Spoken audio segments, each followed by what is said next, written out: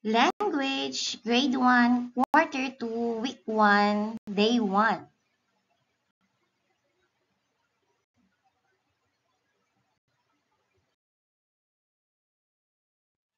Learning competency.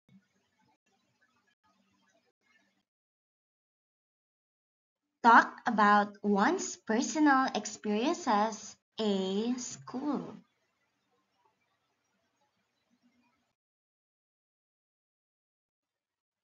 Pagganiyak.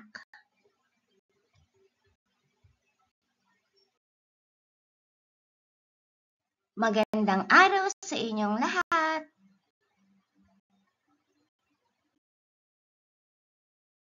Ngayon ay pag-uusapan natin ang inyong mga karanasan sa paaralan.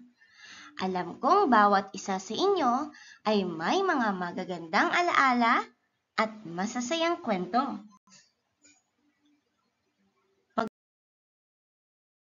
Magbahagi ng isang maikling kwento tungkol sa iyong sariling karanasan sa paaralan noong ikaw ay bata pa. Halimbawa, noong ako ay nasa unang baitang, mahilig akong maglaro ng tagu-taguan tuwing recess. Gustong-gusto ko rin ang pagbabasa ng mga kwento kasama ang aking mga kaklase.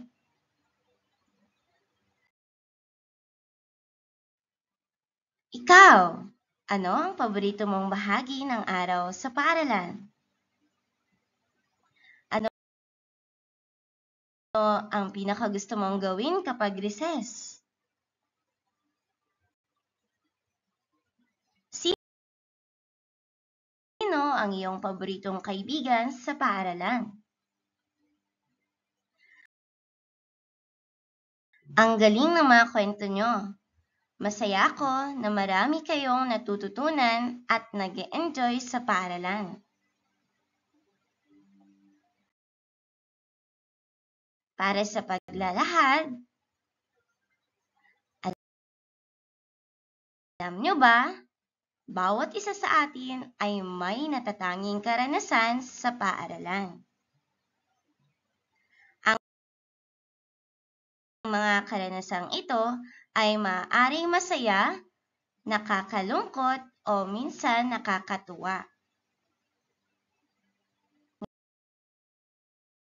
Ngayon, nais kong malaman ang inyong mga kwento tungkol sa inyong buhay sa paaralan.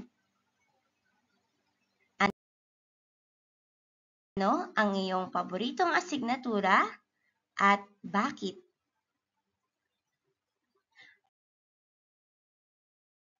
Ano ang paborito mong laro tuwing recess?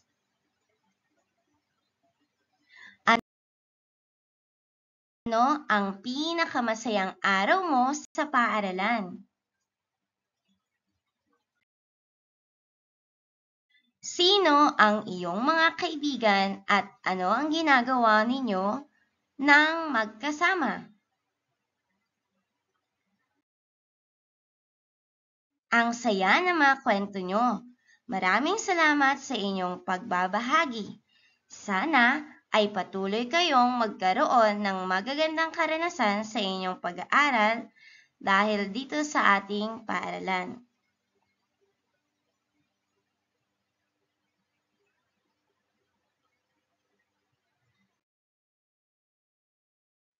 Huwag nating kalimutan na ang paaralan ay hindi lang para sa mga aralin, kundi para rin sa mga kaibigan at masasayang alaala. Para sa pagtatalakay, ano ang nasa larawan?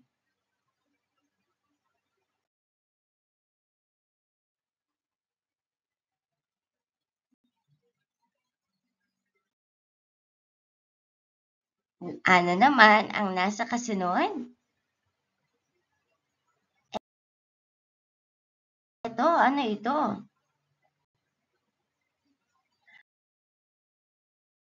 Alin sa mga ito ang ginagawa ninyo sa paaralan?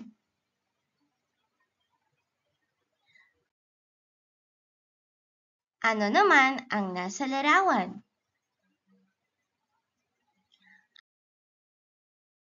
Ano ang pinakamasayang bagay na nangyari sa iyo sa paaralan ngayong linggo?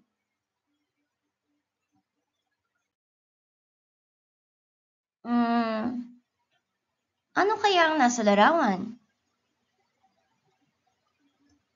Paano mo nalutas ang iyong problema sa paaralan? Ano ang nasa larawan? Ano ang natutunan mo sa isang subject o asignatura na hindi mo inaakala na magugustuhan mo? Ano ang nasa larawan? Paano mo natutulungan ang iyong mga kaklase?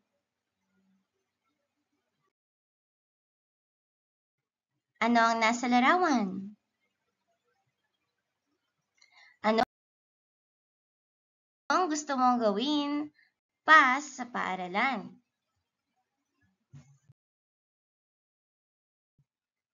Para sa pangkatang gawain,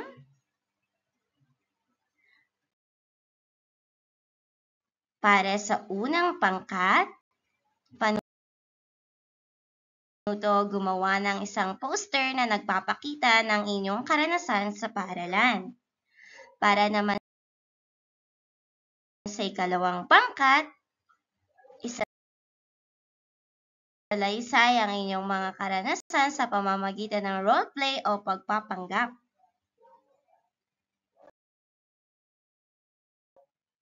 Or pagsasadula. Ikatlong pangkat, paano iguhit ang paboritong bahagi ng paaralan sa pamamagitan ng paggawa ng collage gamit ang mga larawan at mga guhit. Para naman ito sa inyong gawain, panuto, basahing mabuti ang bawat tanong, piliin ang titik ng tamang sagot.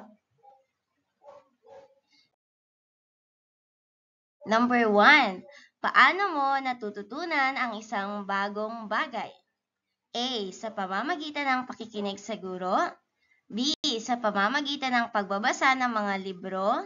C. Sa pamamagitan ng paggawa ng mga gawain. O letter D. Lahat ng nabanggit. Number 2. Kapag hindi mo naiintindihan ang isang bagay sa klase, ano ang ginagawa mo? A. Tatanungin ko ang aking guro. B. Tatanungin ko ang aking mga kaklase. C. Babasahin ko ulit ang aking libro. O letrang D. Lahat ng nabanggit. Number 3. Ano ang magandang naidudulot sa iyo ng iyong mga kaibigan sa paaralan? A. Nakakasama ko sila sa paglalaro. B. Natututo ako ng mga bagong bagay sa kanila. C. Masaya ako kapag kasama ko sila. O letrang D. Lahat ng nabanggit. 4. Paano ka tinutulungan ng iyong guro na matuto? A. Tinuturuan niya ako ng mga bagong bagay. B. Sinisigurado niya na naiintindihan ko ang mga aralin. C. Binibigyan niya ako ng mga papuri kapag gumawa ako ng mabuti. Letrang D. Lahat ng nabanggit. 5. Kung gusto mong matuto ng isang bagay, ano ang unang gagawin mo? A. Magtatanong ako sa aking mga magulang. B. Maghahanap ako ng mga libro o video tungkol dito. C. Magpapatulong ako sa aking guro. D. Lahat ng nabanggit. Ngayon, ano po ang natutuhan mo sa ating aralin? Laging tandaan mga bata, ang paaralan ay isang masayang lugar. Dito tayo nakakatuto ng mga bagong bagay at nakakagawa ng mga bagong kaibigan. Mahalaga ang pag-aaral, tutulungan tayo nito na lumago at maging matatalino. Okay lang na magkamali, lahat tayo ay nagkakamali. Ang mahalaga ay natututo tayo mula sa ating mga pagkakamali. Magtanong kapag may hindi nauunawaan, huwag mag-atubiling magtanong sa guro o sa mga kaklase. Makinig sa guro, mahalaga ang makinig upang matuto ng mga bagong bagay. Gawin ang mga gawain sa paaralan. Ang paggawa ng mga gawain ay nakakatulong sa atin na matuto ng mabuti. Makipaglaro at makipagkaibigan sa mga kaklase. Ang pagkakaibigan ay nagpapasaya sa buhay. Maging mabait sa lahat, ang pagiging mabait ay nagpapasaya sa iba at sa ating sarili. Mag-ingat sa sarili at sa iba. Sundin ang mga panuntunan sa paaralan para sa ating kaligtasan. Magsaya sa paaralan. Ang paaralan ay isang lugar para sa pag-aaral at paglalaro.